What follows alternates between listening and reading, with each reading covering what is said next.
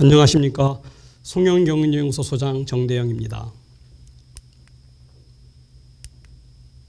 알고 살자 금융, 이번 강의는 돈이 값과 우리들의 생활입니다. 돈이 값이 계속 떨어지면 화폐 개혁의 가능성 등 경제의 불확실성이 커질 뿐 아니라 경제 주체들의 재산과 소득이 저절로 변동하여 우리들의 생활에도 큰 영향을 받습니다. 돈이 국내 가치 지표인 물가와 대외 가치 지표인 환율로 나누어 돈이 값 변동이 어떤 영향을 주는지 알아보겠습니다. 먼저 물가가 오르면 현찰과 예금 등의 금융자산 소유자와 남에게 돈을 꽂은 채권자, 연금이나 월급을 받는 정액소득자가 손해를 봅니다. 반면 이익을 보는 사람은 부동산이나 공장 같은 실물자산 보유자와 다른 사람으로부터 돈을 빌린 채무자들이죠. 같은 돈으로 살 수 있는 물건이 줄면 현금이나 예금이 가치가 줄어듭니다. 또한 채권과 채무는 상환 금액과 이자가 정해져 있는데 나중에 가치가 떨어진 돈으로 정해진 금액을 갚으면 되기 때문입니다. 가계, 기업, 금융기관, 정부 등의 경제 주체를 전체로 보면 채무자는 주로 정부와 기업이고 채권자는 가계입니다. 금융기관은 채무자이며 동시에 채권자이기도 합니다. 국민경제에서 가장 큰 채무자는 국가 재정을 방만하게 운영하는 나라의 정부인 경우가 많습니다. 물가가 상승하면, 즉 돈이 값이 떨어지면 정부와 기업이 이익을 보게 됩니다. 특히 기업은 채무도 있지만 사무실과 공장, 재고상품, 기계 등 실물자산이 많아 이익이 더 큽니다. 물가 상승 시 개인은 대부분 손해를 보는데 특히 월급과 연금 등과 같이 정해진 소득을 받는 사람들이 가장 큰 피해를 봅니다. 집을 보유한 중산층의 경우도 급속한 물가 상승기에는 줄어든 실질 소득을 보충하기 위해 집 등의 자산을 팔게 되어 빈곤층으로 전락하기 쉽습니다. 물론 개인들 중에서 금융부채가 아주 많은 사람은 이익을 볼 수 있는데 이들은 다수가 아닙니다. 반면 아주 부자들은 부동산 등의 실물자산과 주식 등 실물자산과 연계된 금융자산이 많아 오히려 이익을 볼 수 있습니다. 극심한 인플레이션이 장기화되면 중산층은 붕괴되고 소수의 최상층과 다수의 극빈층으로 구성된 사회가 됩니다. 나라가 정치적, 사회적으로 매우 불안하게 되어 국가의 전망이 흔들릴 수 있습니다. 다음으로 돈이 가치가 떨어져 환율이 오르면 어떻게 되는지 알아보겠습니다. 미 달러당 원화 환율이 1,000원에서 1,250원으로 오르면 한국 돈 10만 원으로 바꿀 수 있는 미 달러는 100달러에서 80달러로 줄어듭니다. 환율이 이렇게 오르면 수출이 늘거나 수출업체의 수익이 증가할 수 있습니다. 수출업체는 10만 원짜리를 100달러에 팔다가 80달러에 팔아도 원화로는 계속 10만 원을 받을 수 있어 20달러의 가격 경쟁력이 생기기 때문입니다. 수출업체가 100달러에 계속 팔 수 있다면 원화로는 12만 5천 원을 받게 되어 노력 없이 매출과 수익이 늘게 됩니다. 환율이 오르면 수출업체와 함께 외화자산을 보유한 사람도 이익을 보게 됩니다. 반면 수입업자나 외화부채 보유자, 유학생과 해외여행자는 환율이 오르면 동일 금액의 달러를 얻기 위해 더 많은 원화가 필요해져 손해를 봅니다. 수입업자는 휘발유값이나 밀가루값의 인상을 통해 환율 상승분을 최종 소비자에게 넘길 수 있어 환율 상승의 부담은 대부분 일반 국민이 지게 됩니다.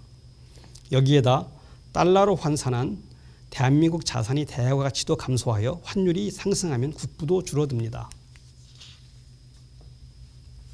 그런데 돈이 대화 가치가 떨어질 때, 즉 환율이 오를 때 수출업자와 외화자산 보유자의 이익은 어디서 오는 것일까 궁금하지요.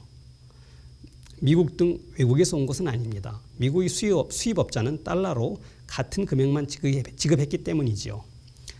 국내의 수입 물품을 쓰는 소비자, 유학생과 해외여행자 등의 손실이 보이지 않게 수출업체와 외화자산 보유자의 이익으로 간 것입니다. 물가가 올라 현금과 금융자산 보유자, 채권자가 손실을 보고 실무자산 보유자가 채무자가 이익을 보는 것과 마찬가지이지요. 환율과 물가 이외에 부동산 가격이 올라도 비슷한 일이 발생합니다.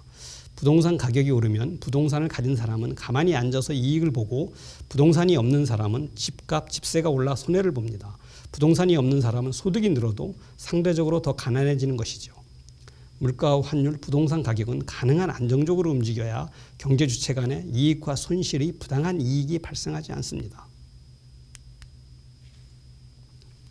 1970년부터 2018년까지 50년 가까이 한국, 독일, 일본의 돈값, 즉 대내외 화폐 가치 변화를 살펴보면 아주 흥미롭습니다.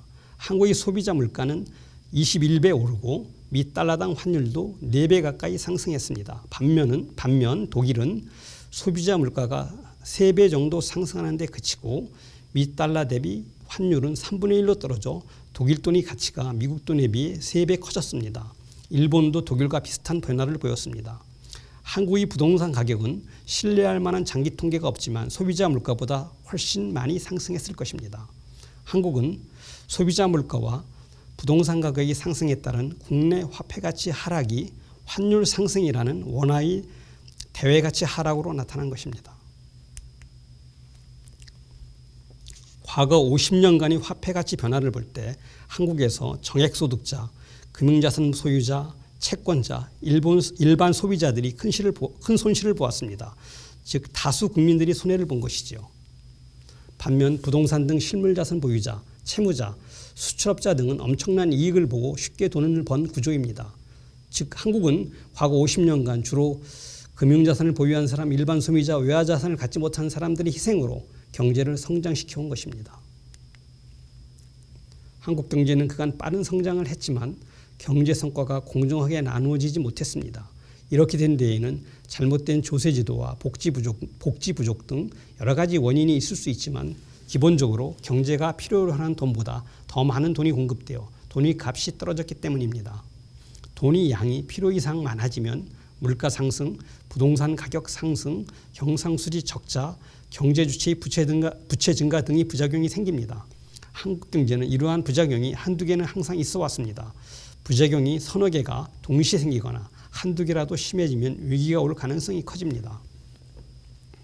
돈의 양을 적절하게 관리해 돈의 값을 안정시키는 것이 경제정책의 기본입니다. 그러면서도 경제도 성장해야 국민들이 고루 잘 살게 됩니다. 과거 50년 동안 성장도 하고 돈의 값을 잘 지킨 나라는 독일 등 서유럽 국가와 일본 등입니다. 이에 비해 아프리카나 중남미 등 많은 국가들은 물가와 환율을 안정시키지도 못하고 경제 성장도 제대로 이루지 못했습니다. 가장 잘못한 나라들일 것입니다. 한국은 경제 성장은 이루었지만 물가 환율이 크게 오르고 부동산 가격은 더 많이 올랐습니다. 좋게 봐주면 중간 성적은 되는 셈입니다.